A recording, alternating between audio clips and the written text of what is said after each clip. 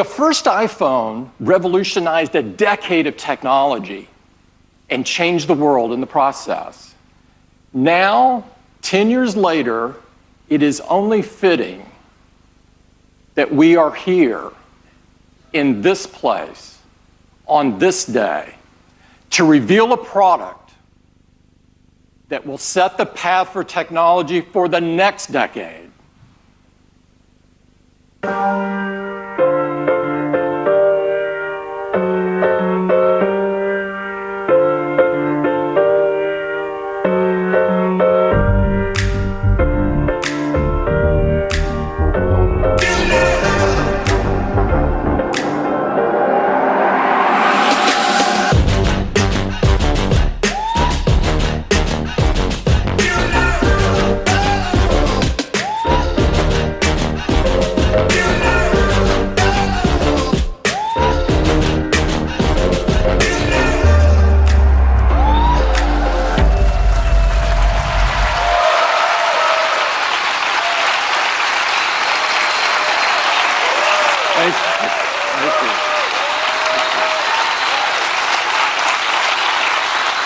This is iPhone 10.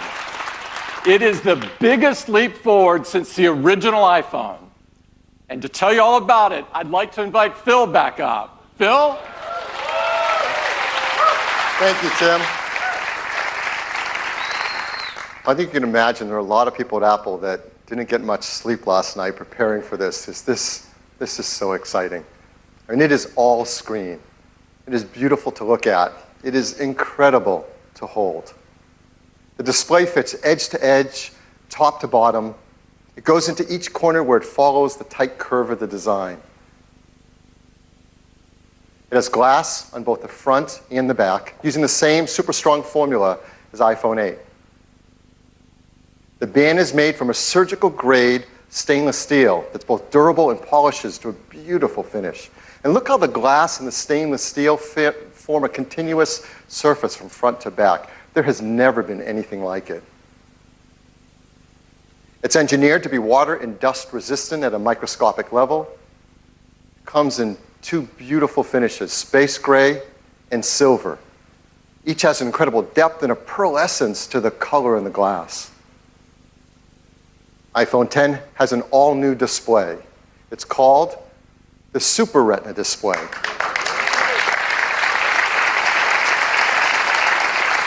The level of quality and responsiveness and efficiency is really quite a breakthrough in mobile displays. To start with, the Super Retina display is 5.8 inches on the diagonal. It's got 2436 by 1125 resolution. That's over 2.7 million pixels. It has 458 pixels per inch. Now, this is the highest resolution and pixel density ever in an iPhone. I mean, it's remarkable how this larger display can be packed into a phone that fits so comfortably in our hands. The Super Retina display uses OLED technology. This is the first OLED display great enough to be in an iPhone. Traditional OLED displays have had great benefits, like high contrast and resolution, and no backlight means you can make them thinner. But they came with trade-offs in brightness and rich colors and color accuracy, at least compared to our Retina displays. But the Super Retina display overcomes all of these deficiencies and lives up to all that we expect from an iPhone display. In addition, the new Super Retina display supports HDR in both the Dolby Vision and HDR10 formats. It has an incredible 1,000,000 to 1 contrast ratio. It has the best color accuracy. It integrates our unique 3D touch technology right into the display. And like iPhone 8, it includes True Tone. Now, all this innovative Super Retina display technology is great, but it's the point of it that matters. And the point of it is to enable an entirely new experience that's more fluid, more intuitive. So let's start with the simplest thing. How do you wake up your iPhone 10?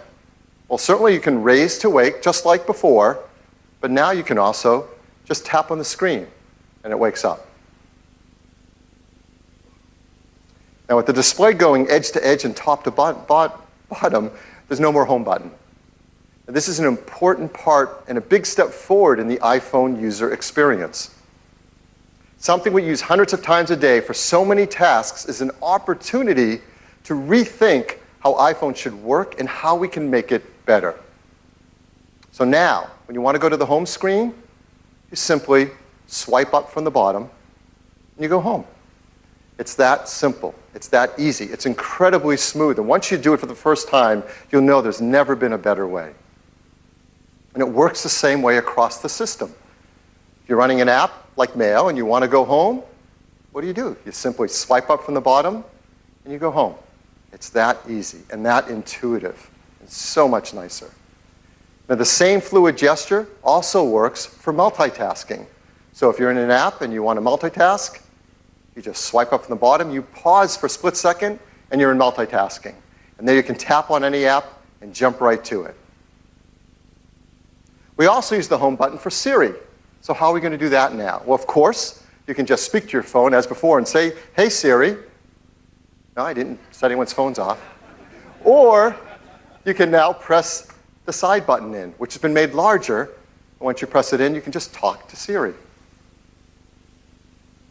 I know what you're thinking about. Well, what about unlocking? How do you unlock your phone with iPhone 10? I mean, this has been a very important part of the iPhone user experience from the very beginning. The first iPhone, we led the way with multi-touch, and we created slide to unlock. And this protected the iPhone from turning on when you didn't want it to, like in your pocket. Starting with iPhone 5S, we invented Touch ID. We made it fast and easy to protect all your data and unlock your phone with just your fingerprint. And Touch ID became the gold standard in consumer device biometric protection. But we know we can do something that's better. With iPhone 10, your iPhone is locked until you look at it and it recognizes you. Nothing has ever been simpler, more natural, and effortless. We call this Face ID.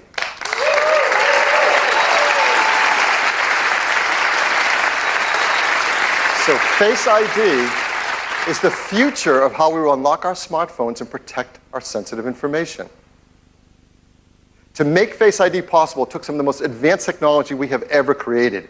And much of it is packed right up here into this tiny little area at the top of the display. We call this the True Depth Camera System. And it is made up of incredible state-of-the-art technology. There's an infrared camera, a flood illuminator, the front side camera, and a dot projector. And that's not all. There's also the proximity sensor, the ambient light sensor, the speaker and microphone, all packed into this True Depth Camera System area. It is amazing. And here's how it works. Every time you glance at your iPhone 10, it detects your face with the flood illuminator, even in the dark. The IR camera takes an IR image. The dot projector projects out over 30,000 invisible IR dots.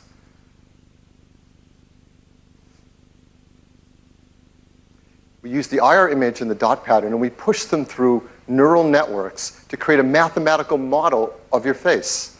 And then we check that mathematical model against the one that we've stored that you set up earlier to see if it's a match and unlock your phone. And this all happens in real time. It all happens invisibly. You don't see these things going off. It's incredible. It just all works and all happens. To create Face ID, we worked with thousands of people around the world, and the team took over 1 billion images. And with that, they developed multiple neural networks to create Face ID.